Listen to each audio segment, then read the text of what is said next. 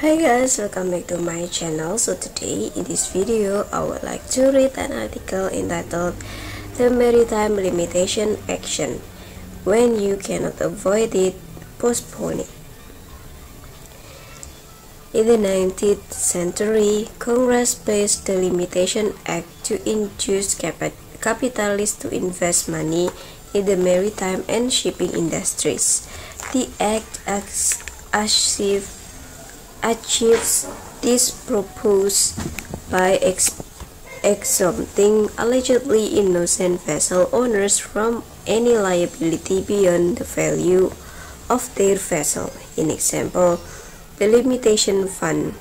In other words, where a vessel owner is not personally negligent, the full extent of his liability is the limitation fund.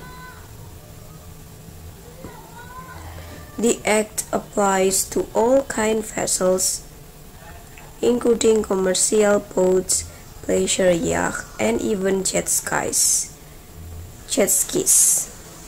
Most commonly, the Limitation Act is invoked where a maritime accident is caused solely by the negligence of the vessel owners, employee, or agent. When faced with liability, a vessel owner may file a petition for protection under the Limitation Act, which must be filed in federal court.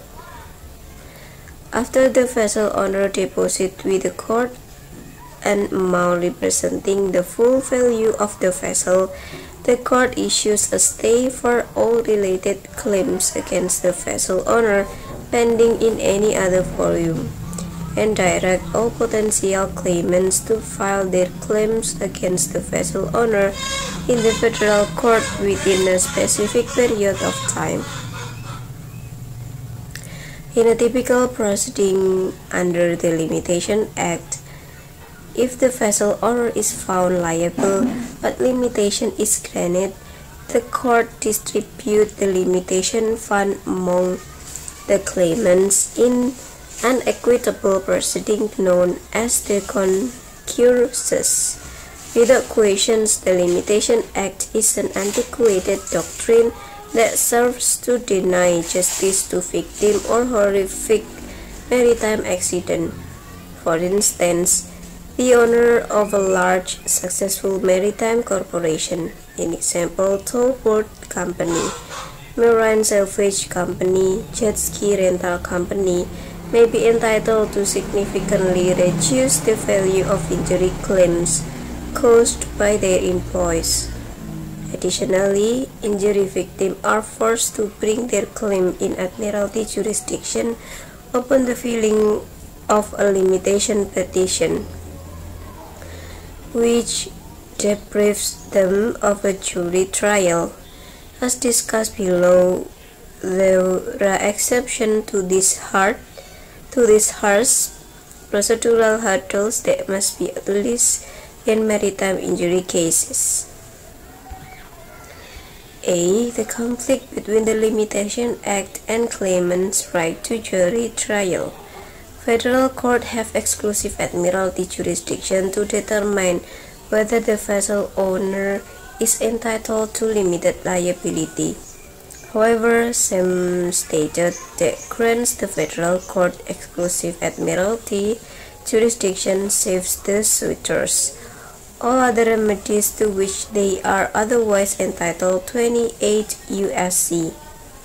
13331. This saving to suitors clause of 1333 embodies a presumption in favor of jury trials and common law remedies in the forum of the claimant's choice. Thus, a conflict developed between the exclusive admiralty jurisdiction to determine the vessel owner's entitlement to limited liability and the saving to suitors clause. B. Solution to the conflict. Adequate limitation fund. Federal courts have given effect to both the Limitation Act and the saving to suitors. clause wherever possible by identifying circumstances under which the damage claimant should be allowed to try liability and damages issues in a forum of their own choosing. The first solution arises when the limitation fund exceeds the aggregate amount of all possible claims against the vessel owner. Base measure enters court. In such case, the vessel owner is not exposed to liability in excess of the limitation fund, and thus the vessel owner's rights under the Limitation Act are not implicated.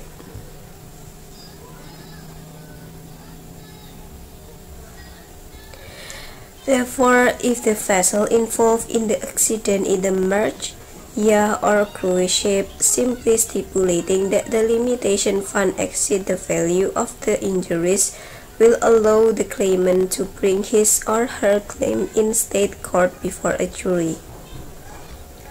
Single claimant offering stipulation to protect petitioner limitation action. The second solution exists where there is only one claimant, because the purpose of the concursus proceeding in federal court is to resolve competing claims to the limitation fund. The single claimant may proceed in state court if he or she files stipulation that protect the vessel owner's right to have the limitation petition adjudicated in federal court after a trial in state court. If the state court jury awards damages exceeding the limitation fund, the parties must then return to the federal court for a determination of whether limitation is appropriate. If limitation is denied, the claimant may then enforce his or her state court judgment for damages exceeding the limitation fund. Under these circumstances, all rights of the vessel owner under the Limitation Act are fully protected. Multiple claimants offering stipulation to preserve petitioner's limitation action. Moreover, federal court now allow multiple claimants to offer stipulation to preserve the vessel owner's limitation action in exchange of a stay of all federal proceeding. In Base measure enters Corp v. Caleta, the 11th Circuit Court of Appeals instructed that the following stipulations must be filed in federal court in order to obtain a stay. Claimant must consent that the federal district court has exclusive jurisdiction to determine issues regarding the limitation of liability. Claimant must waive any res judicate and issue preclusion defense with respect to matters reserved for the federal district court determination.